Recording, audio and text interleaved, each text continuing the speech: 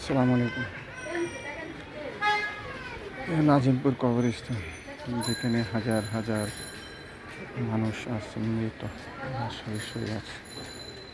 একদিন আমিও চলে যাব, আপনারাও চলে যাবেন। দিনের সমস্ত ঝামেলা কাটিয়ে, দুনিয়ার সুখ দুঃখ কাটিয়ে তো চূড়ান্ত হিসাবের জায়গায় চলে যেতে হবে। তাই কবরে যাওয়ার আগে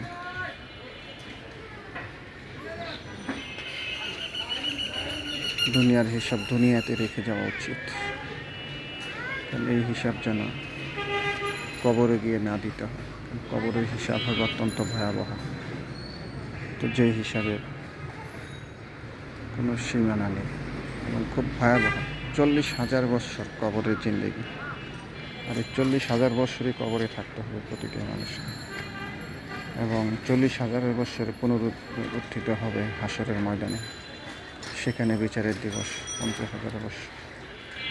তাই আসুন দুনিয়ার হিংসা বিভেদ বাদ দিয়ে, দুনিয়ার অশ্লীল কাজে বাদ দিয়ে কোরআন সুন্নাহ অনুযায়ী জীবন গ্রহণ করি এবং প্রতিটা মানুষের সাথে ভালোবাসা বিতরণ করি কোরআন সুন্নাহ মোতাবেক।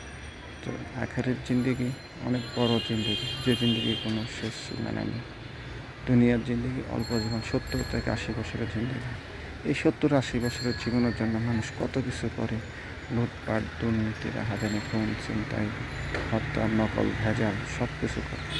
আর এই ভেজালের দুনিয়াতে পড়ে মানুষ ভাই ভাইকে হত্যা করে ফেলে সামান্য